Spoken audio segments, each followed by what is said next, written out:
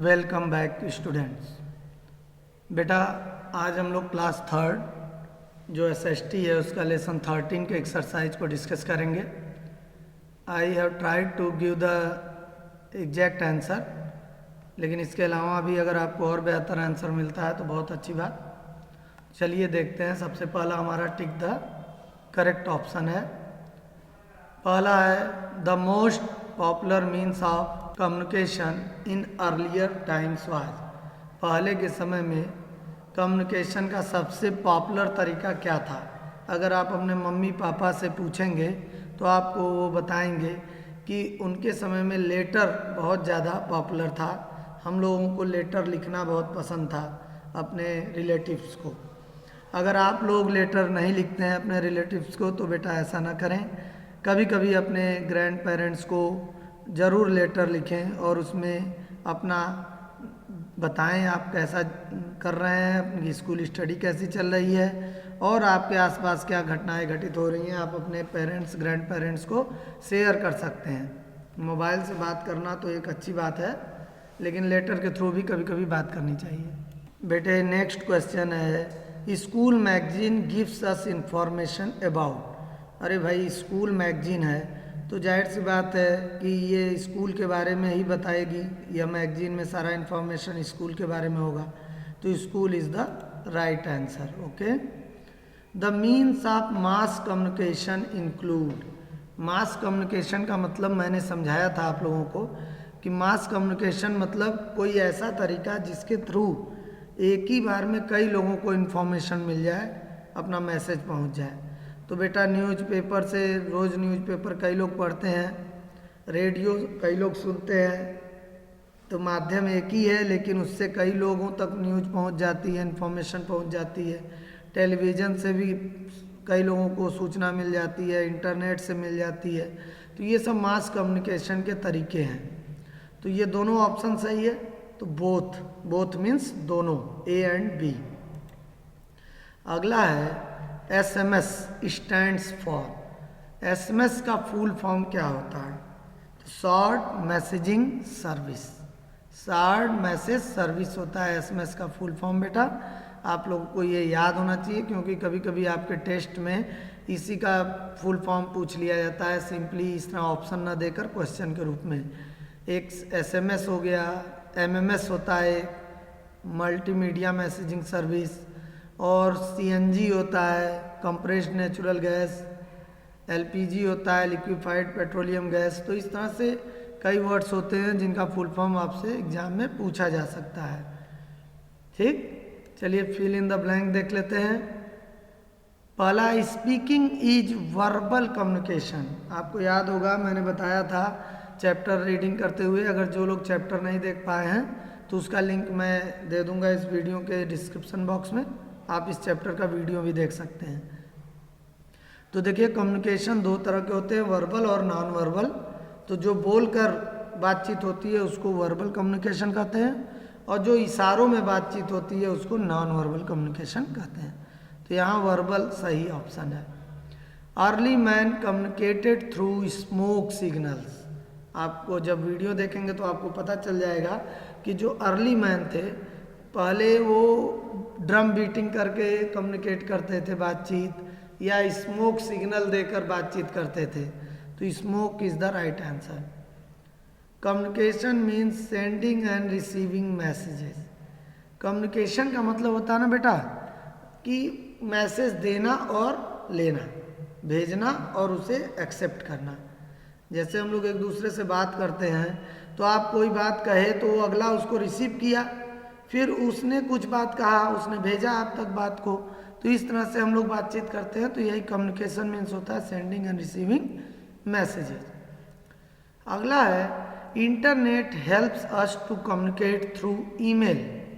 आपको पता होना चाहिए कि इंटरनेट पर जो बातचीत होती है वो हम लोग ईमेल के थ्रू करते हैं। अब तो वीडियो कॉल भी हम लोग कर लेते हैं, लेकिन ईमेल के थ्रू हम लोग मैसेज एक दूसरे को भेजते हैं। ठीक है। We can send letters, parcel and money orders through post office. Post office के थ्रू हम लोग लेटर्स, पार्सल्स और मनी ऑर्डर्स भेजते हैं एक स्थान से दूसरे स्थान पर। चलिए मैच द फॉलोइंग क्वेश्चन देख लेते हैं। पहला है रिटन मैसेजेज आर। देखिए मैंने सही आंसर सबके सामने लिख दिया है, आपको मैच नहीं कराना है, मैंने ऑलरेडी मैच कर दिया, सबके सामने सही आंसर लिख दिया। देखिए बेटा इसमें रिटन मैसेजेज आर कौन से होते हैं, लेटर्स, कार्ड, ईमेल, टेस्टिंग, ये सब रिटन मैसेजेज हैं। मास कम्युनिकेशन अभी मैंने समझाया, न्यूज़पेपर, रेडियो, टेलीविज़न, इंटरनेट, ये सब मास कम्युनिकेशन में आते हैं। टू वे कम्युनिकेशन क्या है, टेलीफोन, क्योंकि इसमें दोनों तरफ से लोग बातचीत करते हैं। स्पीड पोस्ट का मतलब होता है अर्जेंट मैसेजेज, ठीक है। टेलीविज़न मीन्स मूविंग पिक्चर्स, तो इसको मैंने मैच करा दिया है ऑलरेडी, सही आंसर उसके सामने लिख दिया है, यहाँ ई होना चाहिए, ठीक है, you should correct it small E. Okay, next हमारा है क्वेश्चन आंसर। बेटा सबसे पहला क्वेश्चन हमारा है how did the early man communicate with others. Early man दूसरों से कैसे बातचीत किया करते थे, यही हमारा फर्स्ट क्वेश्चन है। तो आंसर है the early man communicated with others bye beating drums और गिविंग स्मोक सिग्नल्स। जो अर्ली मैन थे वह ड्रम की बीटिंग करके, आवाज़ करके, या फिर कहीं जंगल में फंसे हैं या कहीं हैं तो आग जलाकर धुआं कर देते थे, स्मोक सिग्नल देते थे, ठीक है। नेक्स्ट है व्हाट डज कम्युनिकेशन मीन्स। तो अभी मैंने समझाया कम्युनिकेशन का मतलब क्या होता है। Communication means sending end receiving messages, message को भेजना और रिसीव करना, एक्सेप्ट करना, प्राप्त करना, यही कम्युनिकेशन कहलाता है। नेक्स्ट क्वेश्चन है बेटे which means of communication do you like and why. आप कौन से तरीके को, कम्युनिकेशन का दो तरीका मैंने बताया, verbal and non verbal, which type of communication do you like.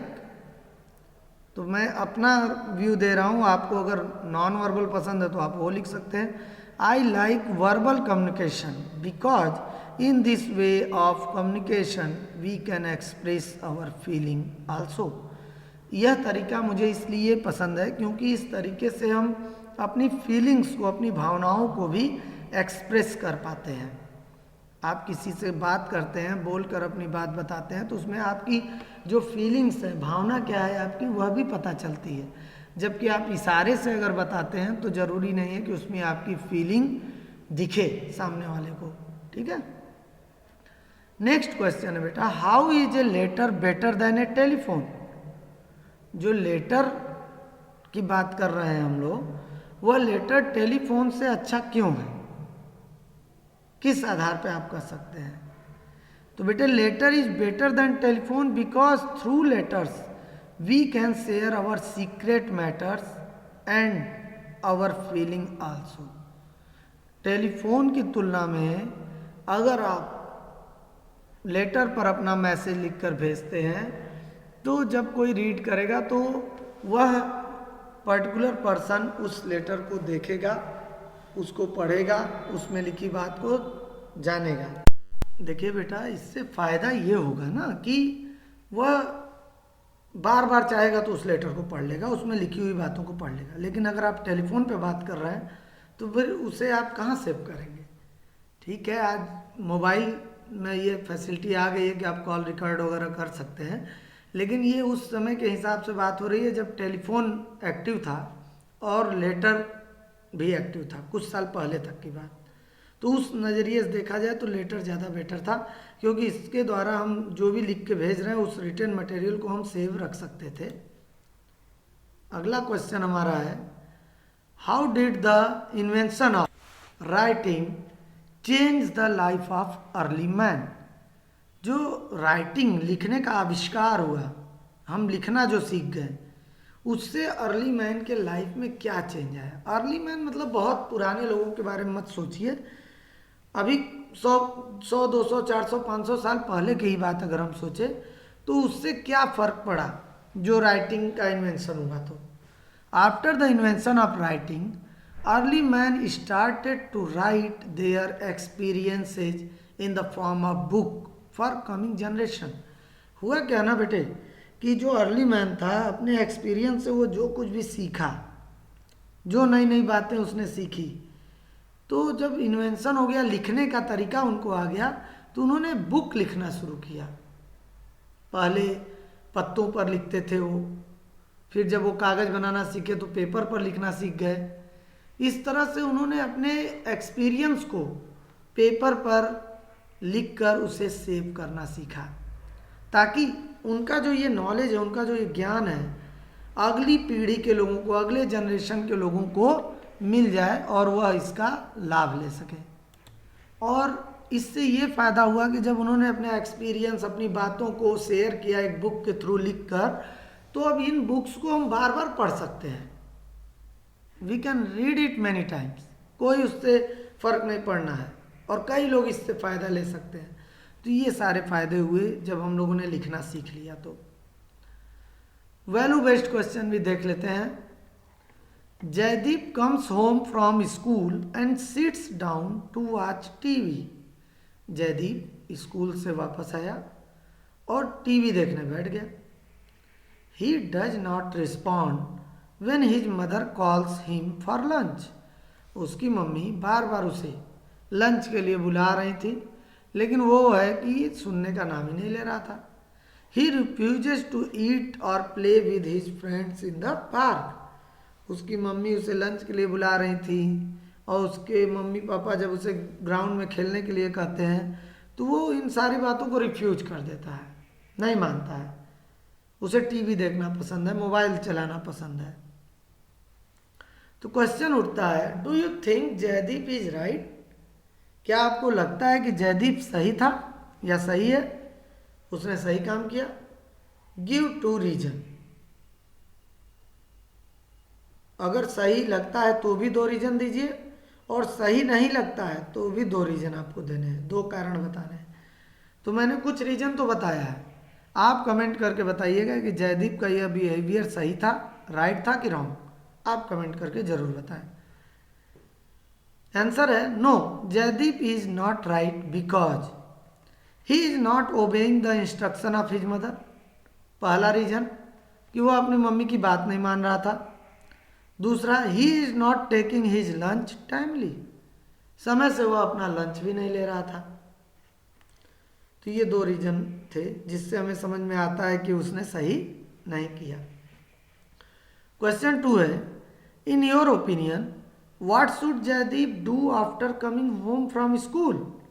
आपके विचार से, ओपिनियन मीन्स होता है बेटा विचार, आपके विचार से जयदीप को क्या करना चाहिए घर वापस आने के बाद?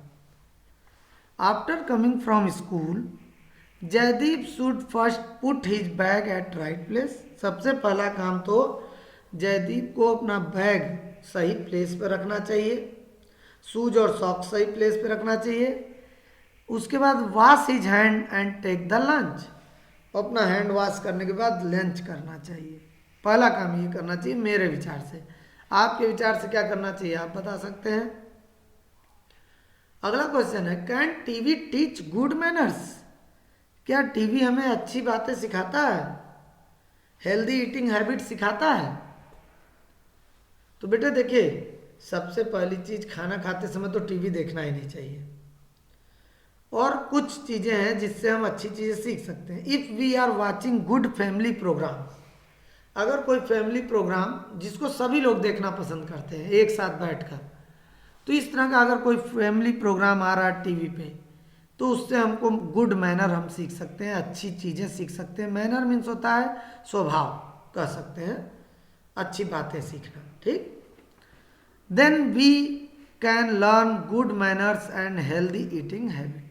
इस तरह से हम अच्छी बातें सीख सकते हैं, खाने पीने के अच्छे तरीके सीख सकते हैं, बातचीत करने का सही तरीका सीख सकते हैं। अगला क्वेश्चन है बेटा, what useful activities can you enjoy during the time your waste on TV? आप टीवी देखने में जो टाइम वेस्ट कर रहे हो, उस टाइम में आप और कौन कौन सी यूजफुल एक्टिविटीज कर सकते हो? तो ऐसे तो बहुत से हैं, मैं सब नहीं लिख सकता। आप कमेंट करके बताइए कि और कौन कौन सी एक्टिविटीज़ हैं जो आप टीवी के दौरान कर सकते हैं, टीवी देखने के दौरान। There are many useful activities like indoor and outdoor games. मैंने इंडोर और आउटडोर गेम्स का नाम ले लिया, इसमें सारे इंडोर और आउटडोर गेम्स आते हैं। इसके अलावा आप मम्मी की मदद कर सकते हैं वेजिटेबल पीलिंग में, आप उनकी डस्टिंग में, ब्रूमिंग में और स्वीपिंग में, कई चीज़ों में, गार्डनिंग में पापा की मदद कर सकते हैं। और भी बहुत से ऐसे यूजफुल एक्टिविटीज़ हैं जिनको आप घर पर कर सकते हैं, जो टाइम आप टीवी देखने में वेस्ट कर रहे हैं उसके बदले। ठीक है, तो बच्चों उम्मीद है आप लोगों को ये वीडियो पसंद आया होगा और इसमें मैंने जो एक्सरसाइज एक्सप्लेन किया है आप लोगों को अच्छी तरह से वह समझ में आ गया होगा। तो अगर वीडियो पसंद आया तो ज़रूर लाइक करें, शेयर करें, कमेंट करें, सब्सक्राइब करें और बेल आइकन प्रेस करना ना भूलें, जिसकी वजह से आपको नए नए मेरे वीडियोज आसानी से मिलते रहेंगे। Thank you.